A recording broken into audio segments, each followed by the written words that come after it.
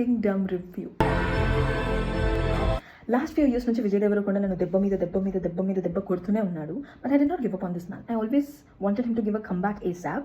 And I think this movie is actually good. Like super ఉంది movie, అర్జెంట్గా వెళ్ళి చూడండి, చూడకపోతే ఎట్లా అని అనను, because it has its negatives. మూవీకి చాలా పొటెన్షియల్ ఉంది, story wise, dialogue wise, writing wise, everything మీరు ఎఫర్ట్ చూడొచ్చు అన్నట్టు. బట్ మధ్యలోనే I think producers or whoever I don't know they decided okay మనం 2 parts చేద్దాం, కకృతి పడదాం, కమాన్ లెట్స్ గో అని చెప్పి 2 parts చేద్దామని డిసైడ్ అయ్యారు. And second half was a mess, like khichdi చేశారు.